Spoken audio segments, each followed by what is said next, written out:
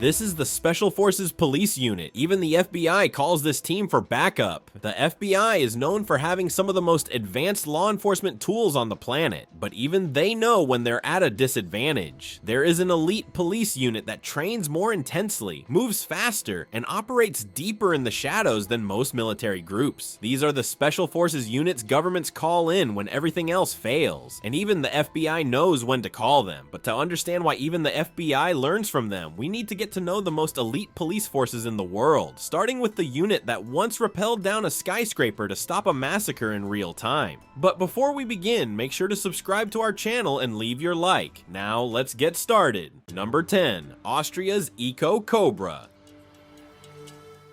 This is the special police unit that took down a hijacker while the plane was still in the air. Austria's Eco Cobra is not just an elite force, it's surgical. Born from the chaos of Cold War Europe, Cobra was created to do something no ordinary police officer could: neutralize threats before they become disasters. And unlike most special units, they have proven their capabilities at 30,000 feet. Eco Cobra, short for Einsatzkommando Cobra, operates with a level of secrecy that rivals military intelligence agencies. Its agents are rarely photographed, their operations are often classified, and their successes discreetly swept under the rug by design. This isn't the team that shows up once the scene is already secure. This is the team that arrives before anyone even knows there is a scene. What sets Cobra apart from traditional police forces isn't just training, it's their jurisdiction. They are not limited to Austrian territory. Cobra agents have operated all over Europe under NATO cooperation agreements, intercepting terrorism suspects, conducting high-risk extraditions,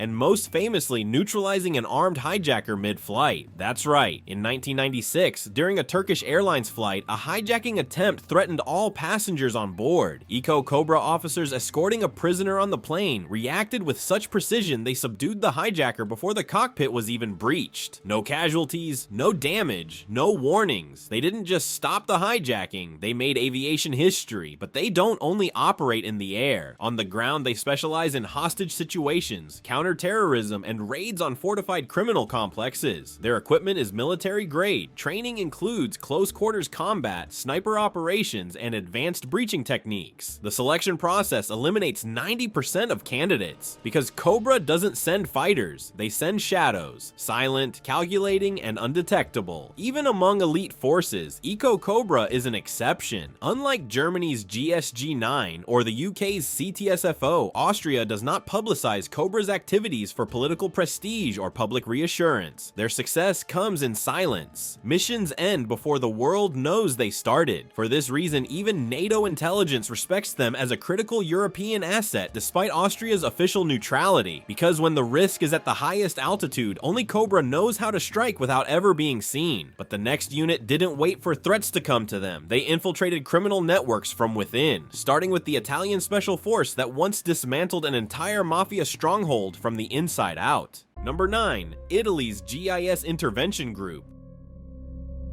This is the special force that trains in war zones just to stay sharp. The Italian GIS, Gruppo di Intervento Speciale, is not just an elite tactical unit. It's the kind of team you send when your enemies don't wear uniforms, don't follow rules, and hide behind layers of political chaos, religious fanaticism, or organized crime. Born from Italy's long battle against terrorism and the mafia, GIS was created to be more than elite. It was built to be untouchable. Formed in 1978 after the kidnapping and murder of Prime Minister Aldo Moro by the Red Brigades, GIS was Italy's answer to the growing wave of domestic terrorism. But instead of copying models like the British SAS or Germany's GSG-9, Italy did things differently. They fused military precision with the authority of civilian law enforcement. That's what makes GIS part of the Italian Carabinieri, giving them both battlefield flexibility and legal access in cities. The training is brutal. Each candidate comes from airborne or special reconnaissance units of the Carabinieri, and then goes through an internal selection that eliminates everyone but the most mentally and physically fit. Those who pass learn everything, from fast rappelling from helicopters, demolitions, hostage negotiation to long-range shooting. But what sets GIS apart is this: they train in real combat zones. That's right. While most special police forces do simulations, operations, GIS deploys to Iraq and Afghanistan, not just to gain combat experience, but for full immersion. Their units have operated alongside NATO on real missions, breaching doors in Fallujah, clearing buildings armed with IEDs in Mosul, and dismantling insurgent networks in Kandahar. For them, a real battlefield is the only place where true readiness for urban warfare is achieved. Back home, GIS takes on missions few dare speak of publicly, protecting the Pope, securing embassies, escorting diplomats through high-risk neighborhoods where assassination threats are constant. Their operations include high-risk arrests of mafia bosses in Sicily, sniper surveillance during G8 summits, and undercover monitoring during operations to capture terrorists in Rome and Milan. When ISIS agents threatened the Vatican in 2015, GIS was discreetly deployed, not just as bodyguards, but as ghosts. Snipers on rooftops, drones in the sky, and teams infiltrated among crowds. If you attended a mass at that time, you were surrounded by protection you never saw. And while most countries separate police and military, GIS blends the two with purpose. They wear uniforms when necessary, but disappear into civilian clothes when needed. They breach doors silently, neutralize threats without hesitation, and vanish before the press arrives. Italy doesn't train GIS just to be elite. They train them to be invisible guardians, those who never expect orders when lives are at stake. But even these warriors had never seen the inside of a cartel compound like the next unit has. Because in France, there is a special force so embedded in criminal intelligence, they have dismantled entire operations before a single shot was fired. Number 8. France's raid. This is the police unit that faced terrorists in a bloodied concert hall and did not back down. Raid, recherche, assistance, intervention, dissuasion was never designed for regular policing. It was created for war, urban war. And in November 2015, when ISIS terrorists turned the Bataclan theater into a killing field, Raid became the only line between mass death and the survival of a nation's soul. Raid is France's primary counterterrorism and hostage rescue unit, directly subordinate to the French National Police. While most nations train special forces to react, Raid prepares for absolute chaos. Suicide shooters, men armed with military-grade weapons, mass kidnappings, these are their routine missions. Founded in 1985 after a deadly wave of domestic terrorism, Raid was created not only as a response force, but as a psychological weapon. Their job is simple: intimidate the enemy, terrify the hijacker, and reassure the public that no matter what happens, someone is in control. But no training scenario could fully prepare them for November 13th, 2015. That night, 3 terrorists stormed the Bataclan Theater in Paris during a sold-out show. Armed with Kalashnikovs and explosives, they opened fire on the crowd, then took hostages. For 3 hours, they killed indiscriminately, tortured survivors, and prepared for a final devastating suicide detonation. Raid did not wait. With support from BRRI, another elite French tactical unit, Raid executed a coordinated assault. It wasn't clean or textbook, but it was relentless. Raid agents advanced room by room amid blood and smoke, locating shooters by sound and returning fire with brutal precision. In the final attack, they eliminated the remaining attackers before they could detonate suicide vests. The cost: dozens of lives lost, but hundreds saved. That night, Raid not only stopped a massacre, they restored the national will to live live on television under global scrutiny amid carnage, and they have kept working since.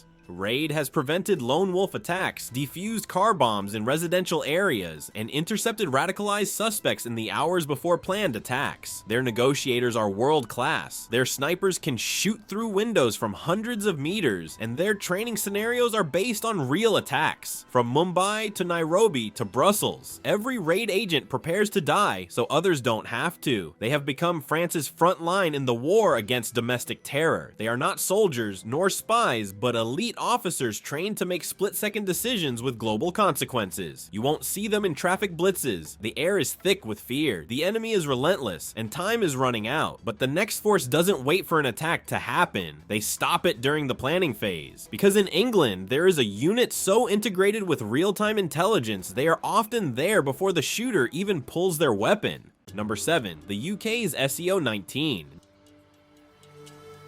This is the unit that can take down an active shooter in the middle of London traffic without ever causing public panic. SEO-19 is London's elite armed police division, officially known as Specialist Firearms Command. In a country where most police don't even carry guns, SEO-19 officers are the exception and are trained to use that power with surgical precision. In fact, every time a gun is drawn in England, it's a national event. So when these men and women arrive on scene, there is an unspoken rule: end the threat before the public even knows it happened. And sometimes that means firing the shot. The tension SEO-19 faces is unique. Unlike most countries on this list, the UK has some of the strictest gun laws in the world. Civilians can't carry firearms. Most police don't either. That means when someone appears armed, whether a terrorist, gang member, or knife attacker, SEO-19 becomes the only armed line of defense. They are not just trained marksmen, they are investigators, hostage negotiators, tactical drivers, close combat fighters, and first responders all in one. SEO-19 officers don't wait for SWAT, they are SWAT, and are authorized to shoot only 1.2 seconds after drawing their weapon. No hesitation, no confusion, just trained response, perfected through thousands of live fire scenarios, virtual reality simulations, and psychological stress exercises. And it's not theory, they were tested during the 2017 London Bridge attacks. 3 terrorists drove a van into pedestrians before launching a knife attack at Borough Market. Within 8 minutes, SEO-19 officers arrived and killed all 3 attackers, despite their wearing what appeared to be suicide vests. The vests were fake. The threat was real, and SEO-19 neutralized it with absolute control. On another occasion, they stopped a man armed with a machete in Parliament Square. Another time, they intercepted a suspected terrorist near Heathrow. Each incident lasted seconds. Every time, the public barely noticed the chaos until bodycam footage showed what these officers faced. They operate in pairs, riding unmarked BMWs and Range Rovers, gathering intelligence. Many officers come from military backgrounds. Others are specialists trained within the Metropolitan Police, but all face the same pressure: protect a city of 9 million with weapons most police aren't even allowed to touch. Their motto isn't public, but their results speak loudly: precision, speed, zero margin for error. Because when England faces chaos, it doesn't call the army, it calls 9. While the British force acts swiftly, the next team prepares for urban war zones with military precision. Because Germany's elite GSG-9 wasn't created for patrols or protests. It was created directly in response to a massacre and has since been rewriting the rules of hostage rescue. Number 6. Germany's GSG-9.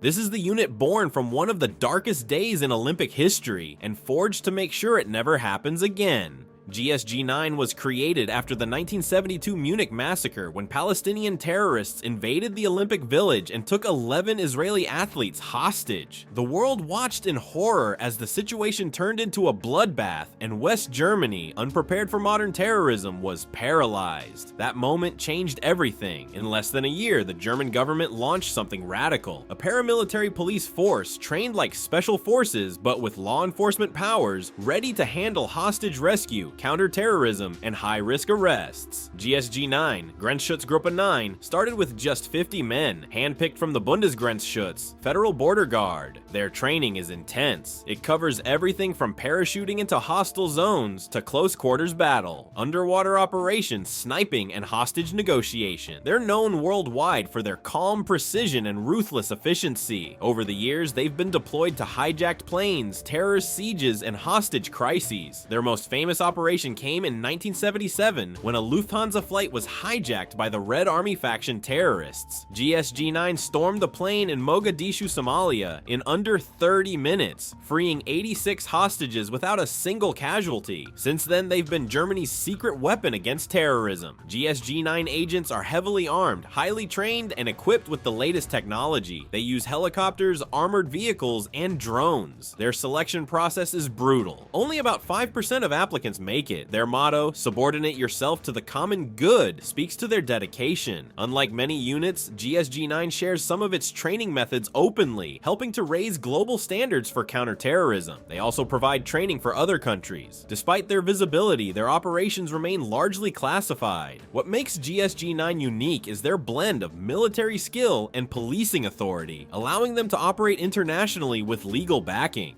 Number 5. ERT, Canada's Emergency Response Team.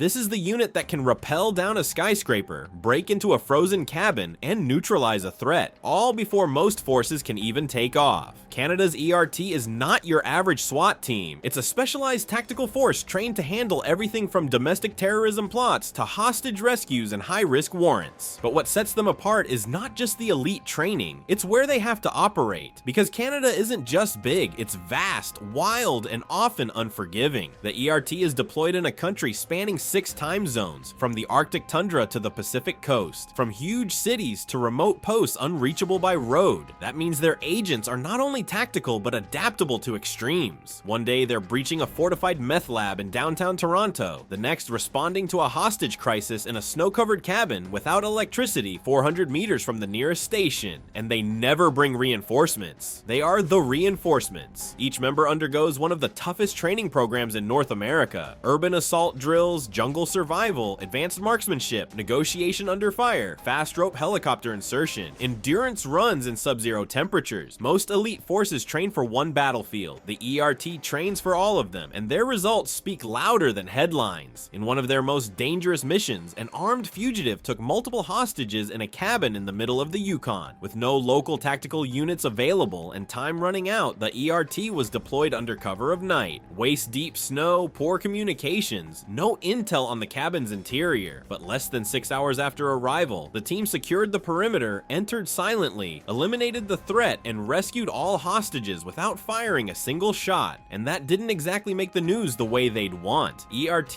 also plays a key role in counter-terrorism operations. Working alongside CSIS, Canada's intelligence service, they act based on predictive threat modeling, using data from surveillance networks, cyber monitoring, and AI-assisted profiles to locate potential threats before they mobilize. When they raid, they already know what's behind the door. Their gear is state-of-the-art: ballistic shields integrated with live drone feeds, real-time translation tools, thermal mapping goggles tracking movement behind walls, and bulletproof vests designed for both extreme cold and high-impact breaching. But it's not just the tools that make the ERT dangerous, it's discipline and self-control. Unlike many units relying on brute force, the ERT is known for negotiation techniques that diffuse the most volatile situations. But when that fails, they act with silent surgical precision, ending the threat before it begins. They don't make speeches, they don't warn, they solve problems quietly and decisively. But the next force doesn't just adapt to threats, it predicts them before they happen.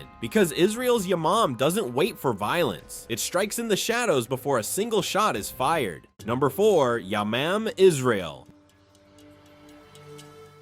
There are elite units, and then there's Yamam, Israel's counterterrorism unit that doesn't just respond to terror, it hunts it. Formed after the Ma'alat massacre in 1974, when Palestinian terrorists killed 25 hostages, mostly children, Israel vowed never to be caught unprepared again. Thus, Yamam was born, a special police border force unit designed for speed, precision, and preemptive action. Yamam is not military, nor conventional policing. It's something in between and far more dangerous. While most counter-terror units are tasked with stopping attacks in progress, Yamam specializes in preventing them from starting. Because in Israel, waiting is fatal, with enemies on nearly every border, tunnels snaking under civilian neighborhoods, and cities that can turn into battlefields in an instant. Yamam trains in everything: urban combat, tunnel warfare, desert attacks, and close quarters hostage extractions. They don't simulate chaos, they live in it. But it's their intelligence coordination that makes them nearly unstoppable. Yamam works in sync with Shin Bet, Israel's internal security service. Together, they compile real-time data from drone surveillance, informants, cyber intercepts, and facial recognition to execute surgical operations. When their team reaches a suspect's door, they already know the house layout, who's inside, and how long they've been asleep. One of their most legendary missions was in the West Bank when an intercepted conversation indicated a suicide bombing planned within 24 hours. Most units would have locked down the city. Yamam did not. They tracked the cell to a hideout before explosives were armed. Within minutes, the unit raided, neutralized 3 terrorists, and and recovered a vest packed with nails and C4 without harming a single civilian. The world never heard about that attack because it never happened. Yamam snipers are trained to identify and eliminate moving targets wearing explosives without detonating the charge. Their breaching experts infiltrate underground tunnels in Gaza and clear them silently. Their assault teams move faster than most elite military units, often striking before the suspect even unlocks their phone. Unlike most special forces, Yamam does not rotate its personnel. Each member is selected from Israel's elite commando units and undergoes an 18-month training cycle before entering the field. After that, they don't leave. This creates a force of veterans, men who have worked together for decades, anticipating each other's moves with split-second instincts. That's why world forces study Yamam's tactics, but rarely copy them because most teams wouldn't survive them. But even Yamam looks over its shoulder when the next unit enters the conversation, because when Australia's tactical assault group activates, the threat is not just local, it's global. Number 3. Australia's tactical assault group, East and West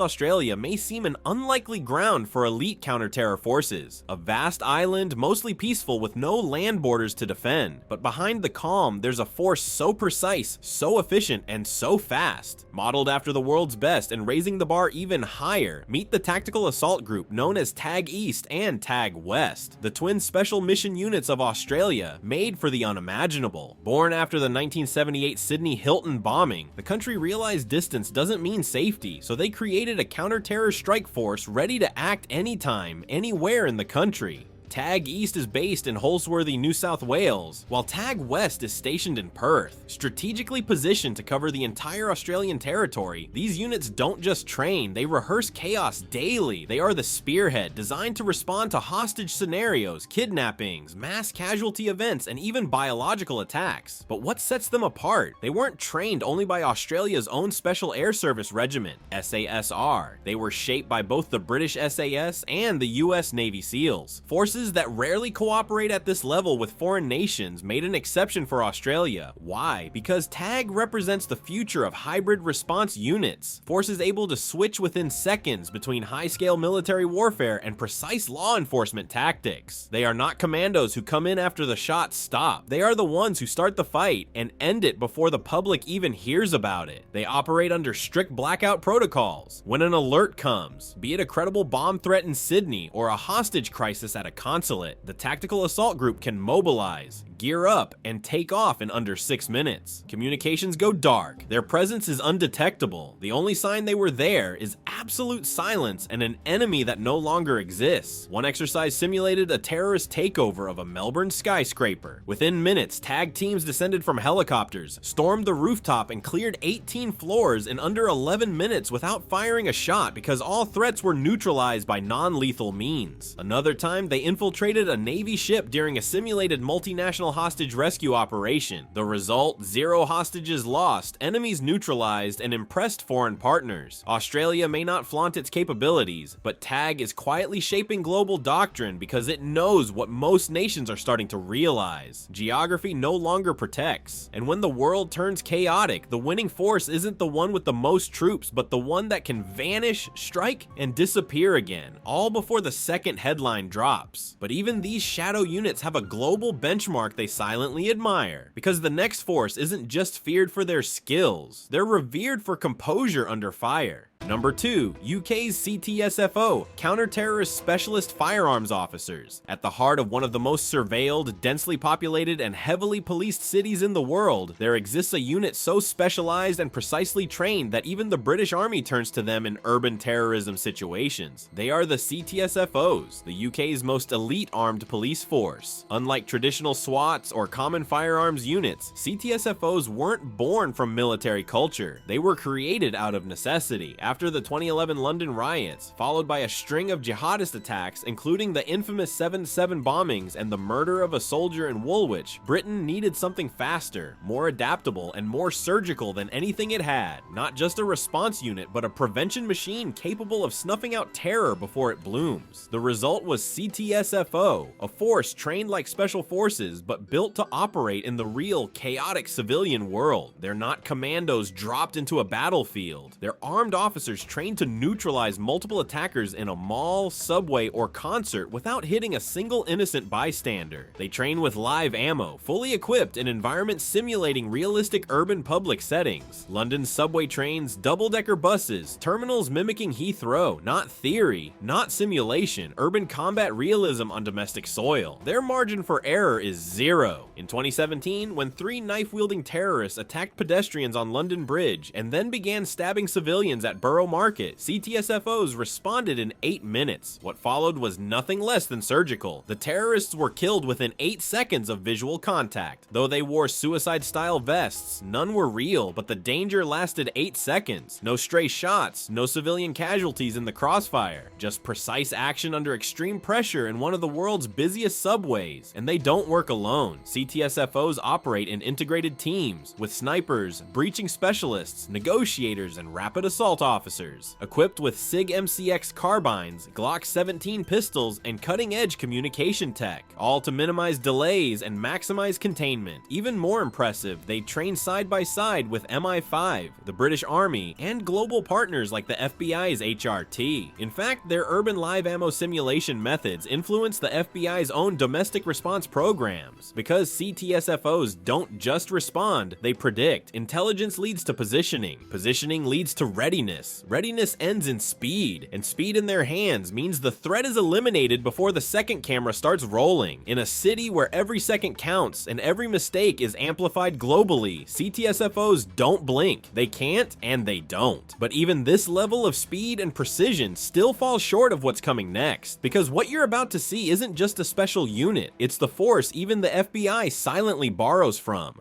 Number 1. FBI's HRT, Hostage Rescue Team.